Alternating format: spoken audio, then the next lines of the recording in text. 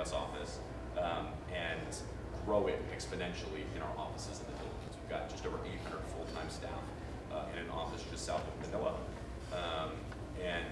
Usually we're working on things like customer care, content moderation, transcribing information, sort of you name it, between customer care and back office services is sort of our expertise. Cool, so I'm Chris Van Pelt, co-founder and CTO of a company called Crowdflower, based up in San Francisco. And so we're a crowdsourcing company, but that word is it means a lot of different stuff. So I'll try to distill it into specifically what we do. But very similar to Bryce, we take companies, certain business processes or data entry or repetitive tasks, and actually, instead of sending it to a captive audience in the Philippines, we put it out on our platform and basically allow anybody with an internet connection to actually come in and complete these tasks. And then our technology, our platform, basically takes this anonymous crowd, right? Literally thousands of people every day doing work, and ensures that they're actually doing a good job and getting the answers correct. So I think I've been trying to explain, I'm sure that made 100% sense. Both of you guys can redo it in English. Yeah. I think the best way to understand what we do is probably to give it an actual concrete example. For the purposes of this, I'll give an example of work that we do for a company called Expensify. So Expensify is a receipt, or it's an expense tracking application where you can take a picture of a receipt and you build up sort of a IRS compatible file on all your expenses. You submit them for reimbursement from your employer. So people who use Expensify get a certain number of what are called smart scans, where you just literally take a picture of the receipt, all the information on the receipt magically transfers into an expense report. And most people who use that app assume that it's technology that's doing it. There's a technology called optical character recognition, OCR, that does it. But it's not. It's 35 Filipinos sitting in our offices in Manila, literally looking at your receipts and transcribing the data. And so that's a single example, but I think what's fascinating about this space is that there are hundreds of examples of technologies that are being launched today where the assumption is generally that the tech is so good that there is no need for a human in the background, but in fact there are. In many instances it's hundreds of people in offices like ours, and in some instances it's tens of thousands or millions of people distributed across the world on their mobile phones or working from their computer, working for a company like Crowdflower. So maybe an example from you guys. Yeah, so maybe the best way to distill it is to actually give an example of how we ensure this quality, because these people coming in are completely anonymous. We've never seen some of them. We've seen a lot of them have done work for us for a period of time, but any new person can come in today and we would pay them for their work. So have you guys seen, I'm sure you're familiar with a CAPTCHA, like when you log into a website, you've got to enter in whatever. Have you seen the reCAPTCHA windows? It's like usually it's a red box and it says reCAPTCHA and there's 2 words, right? So you've got, that's actually something that Google bought from this researcher at CMU. But in that case, you've actually got one word that Google knows the answer to. But it's kind of like jumbled up and a computer couldn't like look at that and use OCR to figure out what the answer to that word is. The other word is a word that was scanned from a book that the computer couldn't figure out. So it like found a word in some old document and it couldn't figure out what letters they were. So what Google's able to do is both verify that you're human by checking that you actually got the one word that they know the answer to correct, but at the same time also transcribe books and literature, because they know that if you got that one right, then you most likely got this other one right. So it's taking that idle time, the time that we have to do these things to verify that we're human, but then also getting a lot of value out of it. So we apply the same basic principles, except instead of just forcing you to like fill out this CAPTCHA to log to the website, we need to provide some mechanism for actually giving people a reason to do it. So we pay individuals to do the tests. So we have partner sites that actually we partner with. They have a captive audience already, and oftentimes they're these sites called like PTC sites, which will generally have PTC sites? Yeah. What's that mean? PTC means like pay to click. Got it. So generally they have have like partners with advertisers, and they're basically saying, okay, people come to this site and then click on these ads, and then they'll get money from the advertiser, like sign up for Netflix or get a new credit card. And then that person will earn some virtual currency. So you're kind of an agent, would you say, to these people, or a platform that brokers these deals? Yeah, so we basically create, instead of like signing up for a deal that you don't need or want to get some credit on this website, you actually do meaningful work for a client.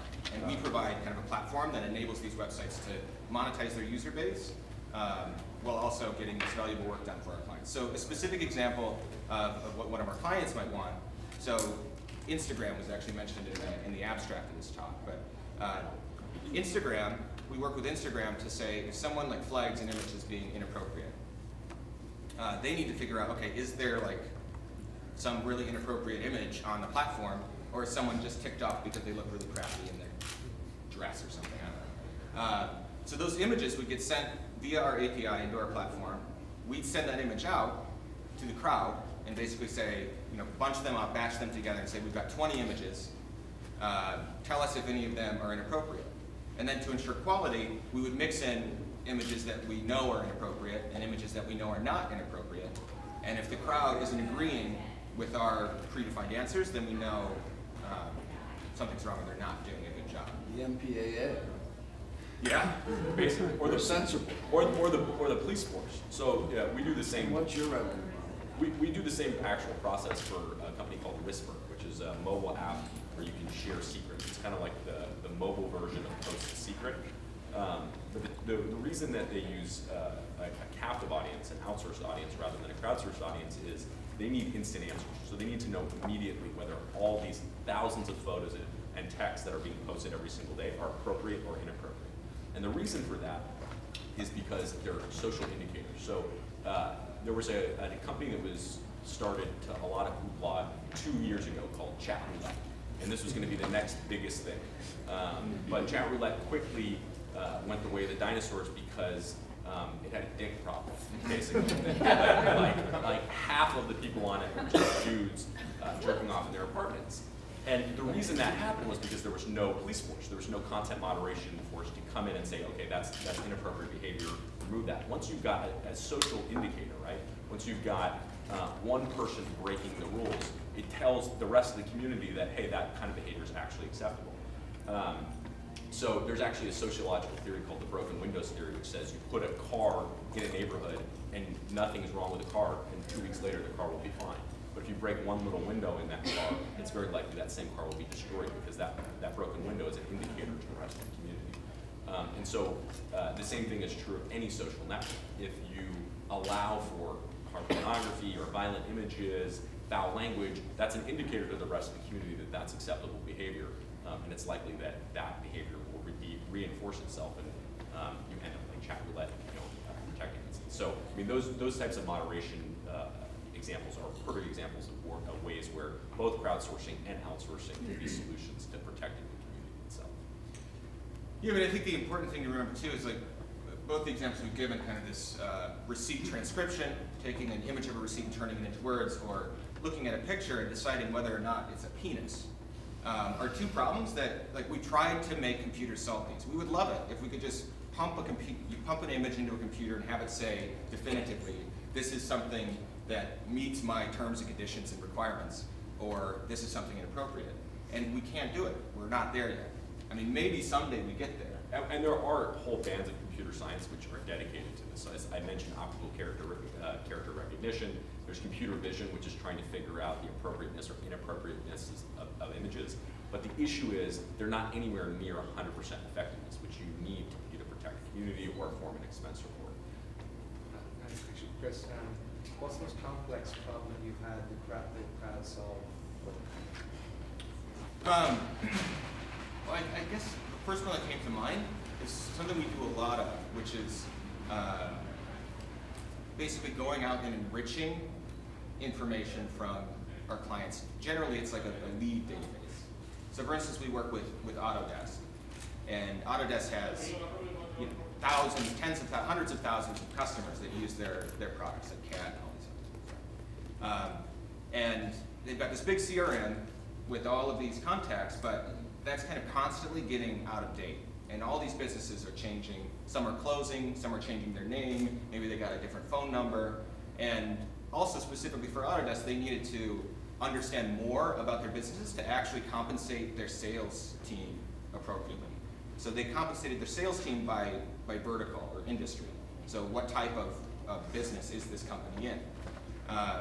So to actually, you would think, okay, fine. So we've got this big list, let's just create a crowdsourced task where it's like, here's the URL we have, or here's the name of the business that we have. Send the crowd out to that website and answer these questions about it. Is their phone number still correct? What category are they in? And it turns out, especially for crowdsourced tasks, that that's just far too complicated of a task to get done appropriately with really high quality. So then what ends up happening is we break that out into 10 or 15 different discrete tasks that all feed to each other in a workflow. And then you've also got all these subtleties where it's like some businesses are very different than others. So imagine finding a phone number for a hotel, it's gotta be pretty easy, but now suddenly if I've got a bunch of gas stations that a company has, like you're not gonna find that information nearly as easily. So learning the nuances in a company's data is generally one of the most challenging things, but I'd say the most complex tasks we've done are ones that require a very large multi-step workflow that are tiny, simple tasks. So when it's not broken out, the crowd kind of ends up following around, just the wrong answers, and it doesn't focus properly, or what's the demos? Yeah, so you end up getting less recall. So you have to get the option like, I couldn't find this business. I searched, I couldn't find it. So then you end up, if you put it all together in one, you end up not having the crowd actually find as much as you want them to find. And then you just end up with reduced accuracy. Because if they've got a lot to do, it's very easy, and a lot of it's just like simple human mistake.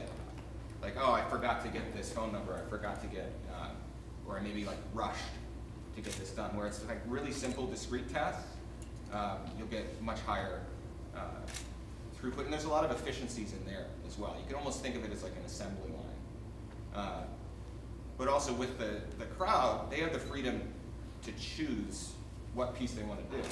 Right? So you can imagine like if your job was to look at images all day and tell me if they're a penis or not, like that's going to be a pretty crappy job, right? For some people. Well, yeah. we have no problem finding people, right, that are willing to potentially see something inappropriate. But it gets old. So by giving them the freedom to kind of pick and choose what test they want at what time they want is a really different model fundamentally from an employment standpoint, or from a work standpoint. Are you guys competing with Amazon Turk? It's actually sort of. It's a labor channel that Crowdflower used to use, but you guys have turned it off. Yeah, so we currently don't use Mechanical Turk at all. Yeah. But in general, the way we see the ecosystem is we've got this platform that has a bunch of tools that help to ensure quality and make a really good experience for the crowd that's actually filling out these forms and doing all these different types of tasks. Whereas Mechanical Turk is a marketplace. It's basically a place where there are people that are willing to do work for money, and Amazon handles the actual payment of those individuals. What our platform does is we created what we call our channel API, and it lets any website that wants to hook up to us and accept our work and give that work to their user base. And then at the end of every month, we give a check to that website and say, okay, you've done $1,000 of work. And through the API, they then distributed that money in some form. Maybe it's Bitcoin, maybe it's minutes for like calling on a cell phone, or some in-game currency.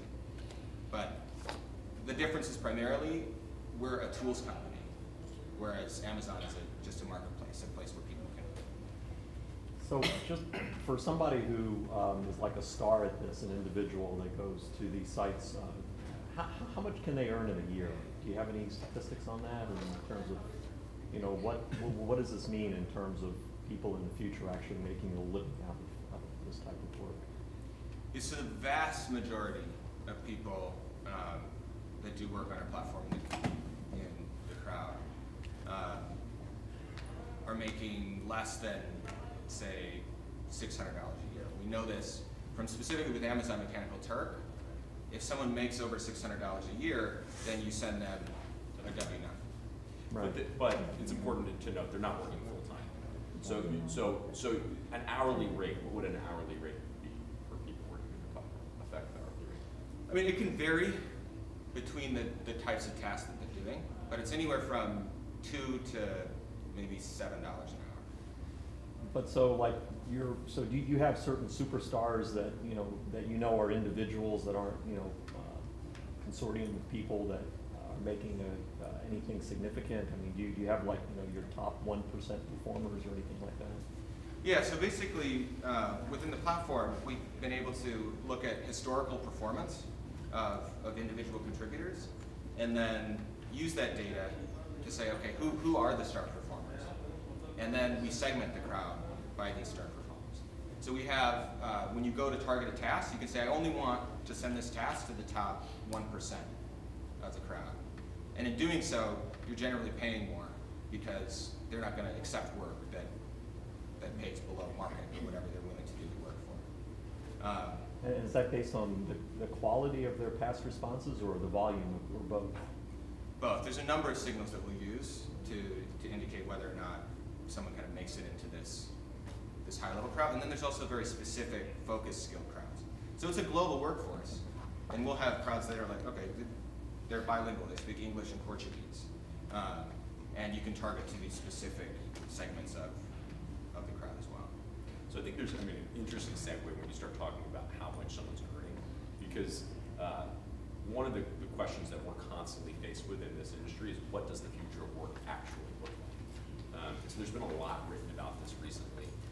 There's a cover story in The Economist 2 weeks ago. There's a book that just came out called The Second Machine Age, which is written by these two professors from MIT who are saying that this time is actually different. So, sort of throughout the last 400, 500 years, we've had this technological innovation pretty much since the dawn of the Industrial Revolution. You had sort of a gut reaction against technology because it could replace human workers. There was a group of people in the UK in the late 17th century called the Luddites, who would go around and destroy sewing machines because they were so afraid that it was going to replace their job. It actually became a crime that was punishable by death in England because it was such a big problem. And of course, a lot of these fears were totally overblown. Certainly some people were inconvenienced throughout history, but overall, like, people were paid more, the cost of goods went down, but there's a real fear that technology today has the possibility of replacing very serious jobs, and that the returns to people who have capital and are controlling technology are going to far outpace the returns to people who are doing jobs themselves. And so this is a question that we get faced with constantly. I think maybe it'd be interesting for you, Chris, to sort of talk about, what do you think? What does the future of work actually look like? Yeah, I mean, for me, I see just so much potential in increasing efficiency, both for the companies that are trying to solve a problem, and also for the people doing the work. So, I mean, currently we're living in this model that was based on, you go to work, whether it's a factory or an office, you go to this physical location, and you're there from 9 to 5, and to get into that job, you go through some long kind of interview process, and then you accept your job, and now you're there, and you're going to stay there for a while. Now, what we do at Crowdflower is fundamentally different, in that there's no interview process. You work from wherever you want, for as long as you want, and in the vast majority of cases, we don't even know who the individual is, right? All we have is some unique identifier from the partner website. So that's a very different model that I think is going to continue to grow, and I think it's both better for the companies that are trying to source this work and for the individuals that are doing the work, because now they have the freedom to kind of come and go as they please. But specifically around the efficiencies, I think we're going to see more of the machines kind of working in tandem with the crowd. So an example that we've actually been working on lately is, we have these tens of thousands of people that actually are doing work on the platform every day, and you can imagine they've got a lot of support requests and are kind of writing in to express certain concerns or stuff that's going on. So as opposed to simply, and we've got our own internal support team that are answering these questions, but to increase their efficiency, we're actually first sending the support issues out to the crowd so that the crowd can appropriately categorize them and say, this is the type of support request that we need. This is, potentially we need this responded to really quickly, maybe not. And then that goes into the queue of people actually responding to it. And you wouldn't think with something like that is impossible without something like the crowd. Like, how do you, unless you have like a separate team in another room that's just categorizing and then it sends it to this other team, it just doesn't make a lot of sense. I think the future of work enables a lot of these scenarios that we've never really imagined. Yeah. Yeah, I think that's an interesting thing. You take a company, and give the Expensify example. Like Expensify could not transcribe receipts if it was not for outsourcing. You just can't make the economics work if you're transcribing receipts in downtown LA or San Francisco. And with crowdsourcing, it's even more fundamental because you've got a workforce of, I think you guys have worked with what, 3 million, 5 million people? We've seen 5 million different people. 5 million unique people do work, so the scalability is practically infinite, right? You could have 100,000 images moderated one day and nothing the next day. In the course of history, that's pretty impossible. You have to staff up and then staff down for that type of temporary work. And so, just to kind of come back to this question, like, what does the actual future of work look like? We were talking yesterday about the Uber example, right? I mean, this is probably the most often cited example that a lot of taxi drivers are out of work now because there are people who are driving their own cars and picking people up and making a living that way. And Uber's been so successful that they're supply constrained, that they don't have enough supply. They need more drivers. But if you look at that example, I think one would say that there probably is more money being spent today on transportation, either Uber or taxis, than there was before there was Uber, because it's become so frictionless. You can just click a button on your phone, get picked up, and go. I mean, I know I'm spending more money on that type of transportation personally than I was before there was Uber. And a lot of the taxi drivers are now becoming Uber drivers. So, if you look at this example, crowdsourcing and outsourcing, that maybe what the future looks like is not everyone, but a good portion of people who are going to the office from 9 to 5 today are now going to be enabled to work from home or from coffee shops whenever they want on this type of work. And as the technology becomes more complex, the type of work that can be completed in this way, you'll be able to sort of scale generally up the value chain, right? And we'll see things like accounting and legal work and all sorts of professional services, medical, done in more of a crowdsourced fashion. So does that mean, is that positive or negative for the actual worker who's in a traditional job today? It certainly means there's going to be some friction, I think, in the short term. I don't think there's any way of getting around that. But in the long term, what does it mean? And I don't know that we have the answer to that, actually. You think about Uber, it's like, well, yeah, sure, today there probably is more money being made by drivers than there was before there was Uber. But what happens when there's a self-driving car? Right? At that point, there will be no more money being made by drivers. What's the implication of that to society? I think maybe at this point we get a little bit too far out for what we can predict, but I think it's at least an interesting thought exercise of what the implications are. To that point, I think of use cases, identifying dick pics, right? Yeah. That's someone that, who could have no education, that was born into poverty. Sure. That's something that they can do. Are you doing any kind of outreach toward those kind of people? That's sort of one question I'd be interested in. The other is, what is the demo of these? What is the demo of your platform? Is it young people? Is it people who are motivated by just wanting to do work if they're making less than $600 a year? It's interesting, why do it? So I think Crowdflower is probably more interesting than ours. We just have a single office today in the Philippines. We've got 800 people working. Most of them are college graduates. Some are not.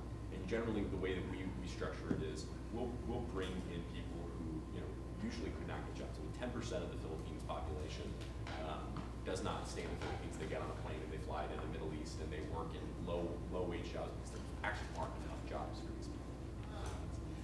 53 million people, 53% of the total population of the Philippines is under the age of 20. So it's incredible, but there's not enough opportunity. So we'll bring in people and have them start on something like moderation or some sort of simple transcription task and provide them the training and hopefully over time get them to sort of graduate to higher level skill tasks. So responding to email messages with Uber as a client function, we do that for them. or getting on the phone and doing customer service for companies like Care.com, Freshman. Those are all examples of, I think, probably like the positive side of it is that you can take someone who maybe doesn't have formal education, get them started, get them earning a living, and then train them up to sort of graduate to the next set of skills. Do you plan to replicate that in the United States and in other countries? Where Absolutely. it's underserved? Yeah, So you're just absolutely. doing Philippines. So we started with the once. Philippines because I had $25,000 to start the business, and it was the U.S. wasn't really viable without the money. So, but no, we absolutely plan to do it. We're going to open an office in Poland this year to do European languages, and eventually we'll do an office in the United States as well. Speaking of the United States, I think Chris, this is going to be, I think, probably the most shocking stat is, I think, what percentage of your workers are in the U.S. versus the rest of the world? So the majority of our workers are in the U.S., which you wouldn't think, right? It's roughly 20% of the workers of the U.S., followed by the next closest being like 10% in India, and then the rest distributed all across the globe. Now, to be clear as well, we don't know exactly where the workers are coming from. All we know is their IP address. And we certainly have examples of, say, people in India or the Philippines proxying to get work that we limit to only US IP addresses. And we have a number of fraud prevention mechanisms to try to stop that. Well, yeah, I mean, I think kind of an interesting anecdote, our sales guy recently went out to meet with a company, and he went to the doorman to get buzzed in to go up and talk to this company, and he said, hey, I'm Crowdflower. The doorman was like, oh, Crowdflower, you guys are awesome. I do your tasks while I'm kind of sitting here and have nothing better to do during the day. So I mean, I think there's a ton of that, where it's just like, okay, instead of watching commercials or dinking around the phone, I'll do some of these tasks and actually earn this virtual currency. I mean, I think another thing that's really important here, that we talked about hourly wage, is we can't really detect what the hourly wage is. We don't know how long they're working. We know when they have the window open and when they complete the task. So potentially they open the window, they go do something else, they complete the task. But then even beyond that, no one's getting paid in real money. Everybody's getting paid in some virtual currency, whether it's Bitcoin or this one website's virtual currency. So a lot of the actual motivation is more of like a gamification, where just, I'm bored, I don't have something better to do. And it can be very entertaining. I mean, there are times when I would like to play dick pics, I guess. Do you envision a way where you crowdify a higher level type industry, like let's say legal profession, for example? How can you take the crowd mechanics and then apply it to something where they probably know that they would get their overall income rate dropped or decreased dramatically? Or do you see a structure where you could do something to make it viable and beneficial to them to crowd their work? Yeah, I think legal is a great example. So there's a company called LegalZoom, and LegalZoom has a massive outsourcing facility in India. They've also got an outsourcing facility in Austin, Texas. But you go on LegalZoom, you enter in your information. They use technology to populate legal documents, but obviously those legal documents they have to be 100% accurate, or else they have huge liability. So they'll have human beings in an outsourced center go through those legal documents, review them, and ensure that they're accurate before sending them back to you. I mean, that's outsourcing, but you could effectively do the same thing in a crowdsourced model if you broke the task down into small enough components. And as a result of that, the cost of doing a legal document has gone down dramatically, right? So you don't have the cost of a $500 an hour lawyer reviewing your document and claiming that you did this whole thing from scratch, and really it's just from a library. So I think that's an example. But I really think that the extent to which we're using this today is, I mean, it's not even 1% of what we've done. Using a mix of both distributed, crowdsourced, outsourced labor and technology. I think in the future, you're going to see accounting, legal, medical, I mean, really white-collar, high-service professions be completely disrupted by this issue. Do you have any other topics? Yeah, I mean, I think that's been a challenge for us. And a lot of times we end up sending business that has to do with something kind of that would require an NDA or some level of secrecy or privacy to Bryce, because he can actually have this captive audience in a room that has security measures or whatever needed to make the client comfortable. But I think down the road, that's also a possibility for us, and it's a lot about educating the customer. I mean, you go into, we're selling into like the Fortune 500. You go in and try to convince, try to explain to the procurement officer what it is that you're actually doing. They freak out, right? I mean, who sends this data out to the internet? And a lot of it is saying, well, we're going to anonymize this data, or it's the data that you give us isn't going to be something your competitors can scrape and take you out or something. But that's certainly one of the big challenges. But being able to find specific skills in this captive audience, and maybe people that are they've got a little spare time, is something that we're definitely looking into. And I think there's huge potential there. Yeah. You could do it with lawyers. I mean, you could actually have lawyers do it. And I think that's a great, the majority of the work we do right now is very, very simplistic, like the type of work where it's basically anybody could do. As you start to move up that value chain, you can afford to pay more. Probably we'll have to actually pay people in real money, or the audience might want something like that, but certainly it's possible. Are you seeing a growth into more complex tasks? Because I look at the tasks that are currently there, and they are on the front lines for being automated. It's not stuff maybe computer vision is not there now, but it will be there, right? Yeah. So you kind of have to keep moving along with the complexity of the tasks.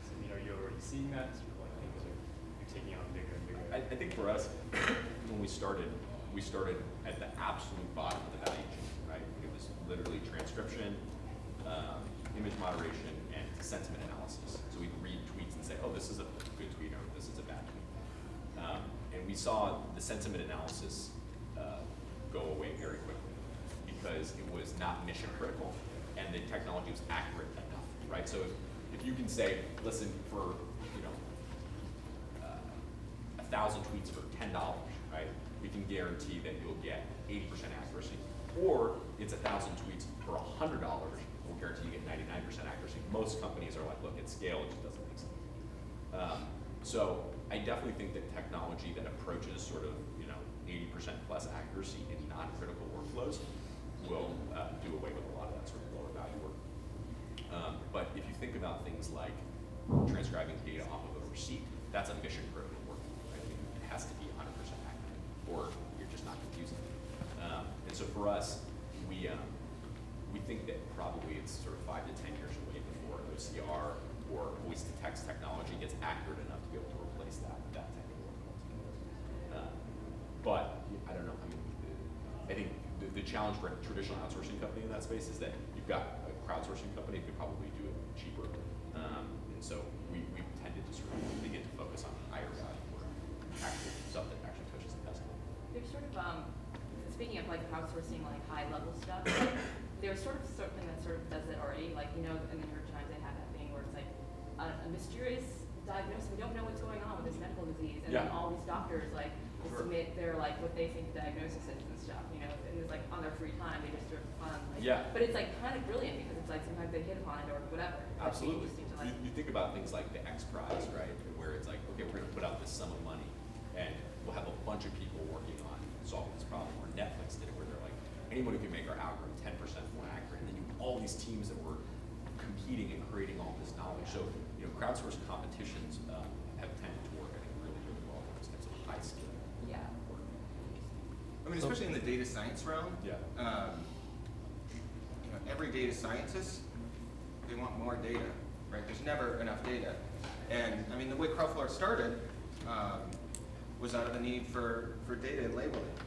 We were working at a search engine company, and we were trying to make the search engine algorithm as relevant as possible, right? So the ranking algorithm that actually chooses these are the top 10 results for the query.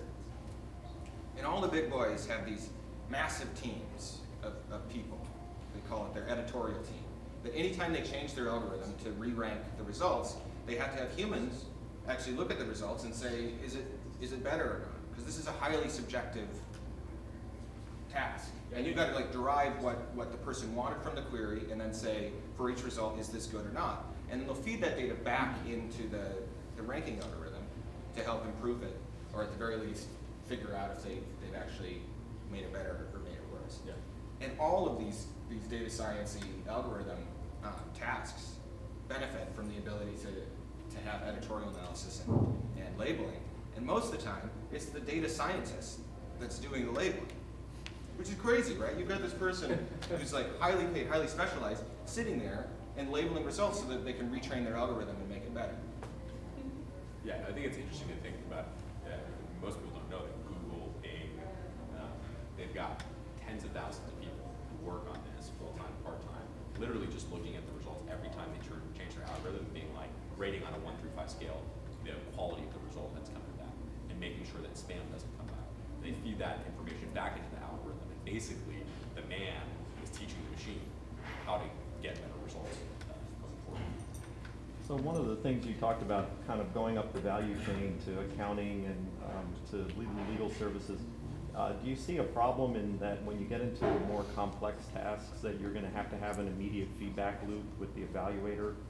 One of the things with filling out legal forms is, yeah, it seems simple enough if you're just filling out a standard form, but at some point you start getting into some judgment issues. You know, should the form be filled out this way or that way?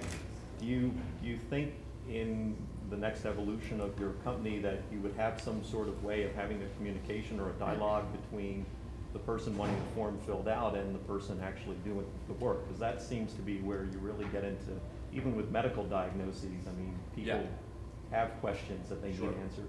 I think it's likely to be a hybrid approach, right? I think you're never going to, I mean, I don't want to say never, but there always is going to be sort of the top 10, 20% of lawyers, accountants, doctors who are working on sort of more creative, highly variable work that involves some feedback with the client.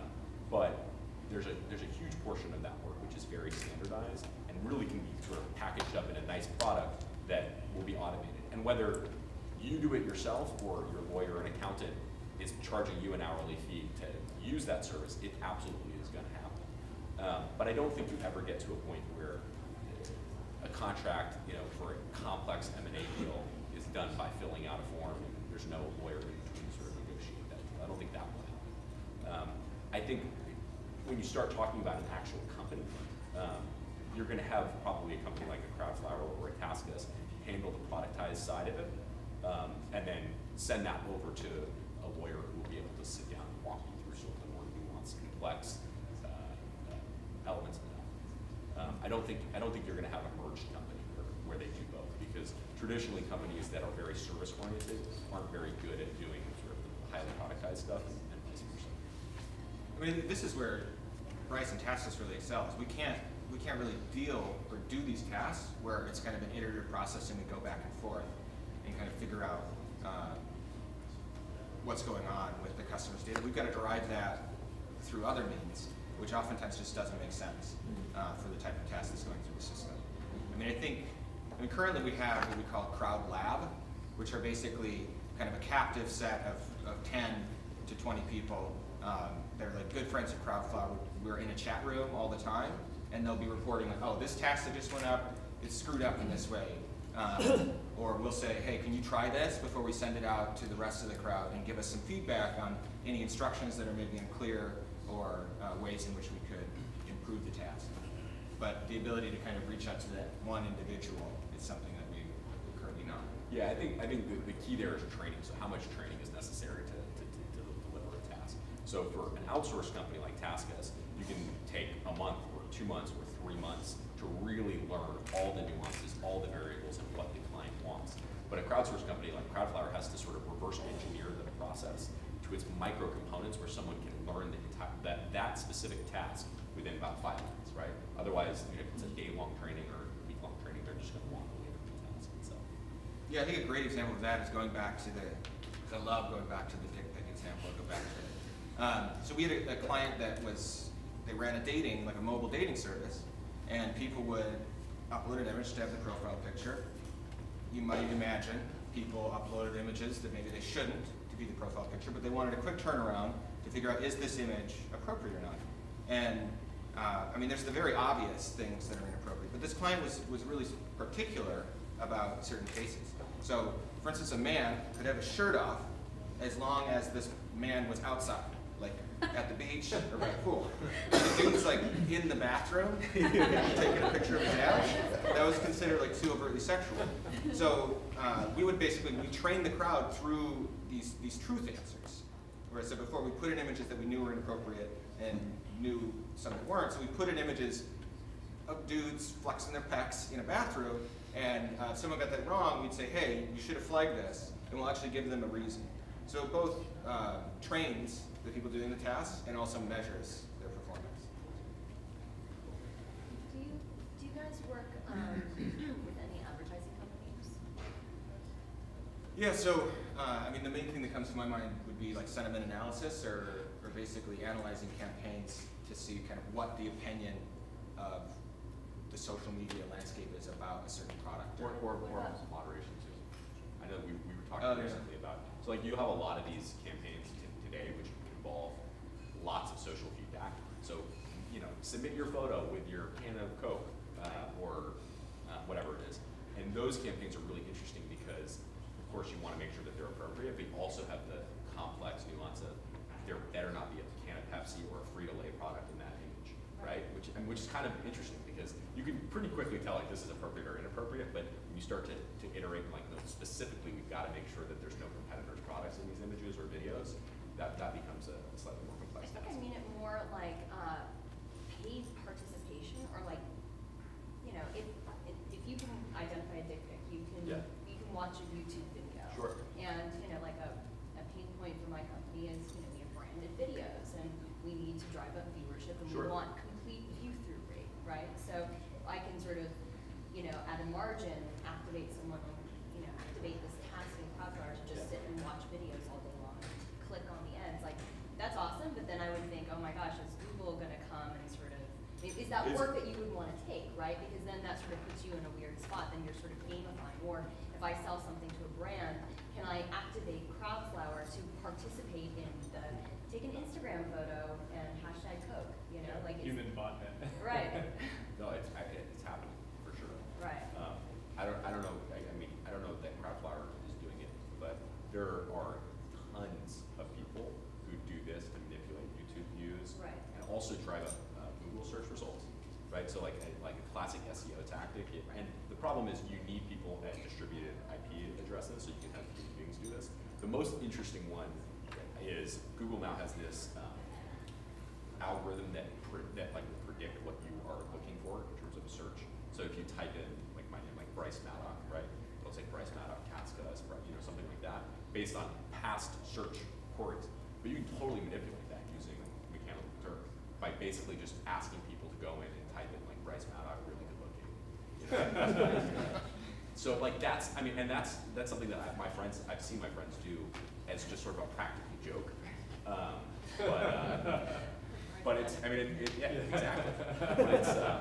But do you guys shy away from that? Like, are you trying to differentiate yourself? Or are you interested in explore? Like, is that sort of no man's land to you, or do you consider that sort of? I think there's a gray area. Right. There's stuff that I know TaskUs won't do just because we don't want to, you know, piss the big boys off too much. But they're, you know, I mean, we appreciate the hustle. Yeah, I mean, it's something we definitely experimented with. I think the challenge with tasks like that are the Crowdflower system is built to have tasks that are verifiable, that we need to know, did this person do this? Otherwise, if you put this task up and you let tens of thousands of people go and do the task and you can't verify that they actually did the task, they're going to make a ton of Bitcoin in foo bucks, and your client's going to be really unhappy. It's a long and short. It has to be verifiable. Any other questions? Awesome. Thank you guys so much for coming.